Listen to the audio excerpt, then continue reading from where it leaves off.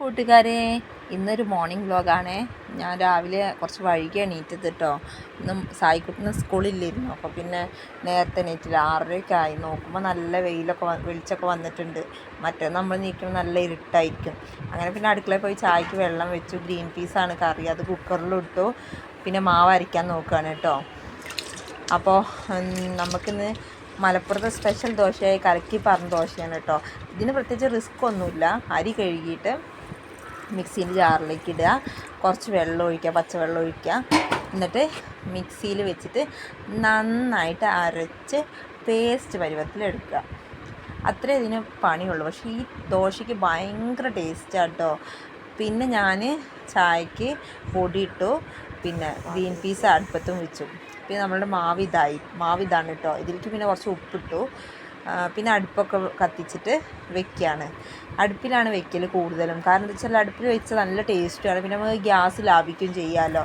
അങ്ങനെ അടുപ്പിൽ ഞാൻ ദോശച്ചട്ടിയൊക്കെ വെച്ചിട്ട് ആദ്യം വെളിച്ചെണ്ണ തേച്ചിട്ട് അടച്ചു വയ്ക്കും.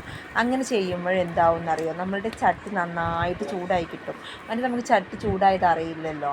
എന്നിട്ട് പിന്നെ അതിലേക്ക് മാവ് ഒഴിച്ചാൽ നമുക്ക് നല്ല ദോശ, വിട്ട് പോരുന്ന ദോശ, നല്ല ടേസ്റ്റുള്ള ദോശ കിട്ടും. അങ്ങനെ ദോശയൊക്കെ ചുട്ട് മാറ്റിയിട്ട് പിന്നെ ഞാൻ അടുപ്പിലേക്ക് ചോറിനുള്ള വെള്ളം വെച്ചു. എല്ലാം കൂടി അപ്പം തന്നെ ഒരുമിച്ച് ആവുമല്ലോ എന്ന് വിചാരിച്ചിട്ട് പിന്നെ ദോശയൊക്കെ എടുത്ത് അടച്ച് വെച്ചിട്ട് ഞാൻ പിന്നെ മുറ്റത്തേക്ക് ഇറങ്ങി. മുറ്റത്ത് നോക്കുമ്പോൾ ആകെ ചമ്മൽ. നമ്മളുടെ വീട് മരങ്ങളുടെ ഒരു ഇടയിലാണ്. ആകെ എപ്പോഴും നല്ല ചമ്മലുണ്ടാവും.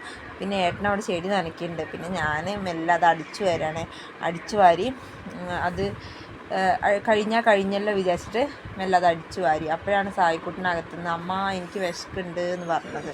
അപ്പോൾ പിന്നെ അത് അവിടെ വെച്ചിട്ട് ഞാൻ പോയി കൈയും കാലൊക്കെ കഴുകിയിട്ട് അവന് ചായ കൊടുക്കാൻ ഒരുങ്ങുകയാണ്. ഇന്ന് പിന്നെ സ്കൂളില്ലാത്തത് കൊണ്ട് ഒക്കെ പതുക്കായാൽ മതി. നമുക്ക് ധൃതി കൂട്ടി ഒന്നും എടുക്കണ്ട, ഒക്കെ സാവകാശം എടുത്താൽ മതി, സമയമുണ്ടല്ലോ. അപ്പോൾ നമ്മളുടെ ഒരു സ്കൂളില്ലാത്ത രാവിലെ ഇങ്ങനെയാണ് കേട്ടോ. അപ്പോൾ എല്ലാവർക്കും വീഡിയോ ഇഷ്ടപ്പെട്ടെന്ന് കരുതുന്നു. വീഡിയോ ഇഷ്ടപ്പെട്ടാൽ ചാനൽ സബ്സ്ക്രൈബ് ചെയ്ത് സപ്പോർട്ട് ചെയ്യണേ. അപ്പോൾ ടാറ്റാ.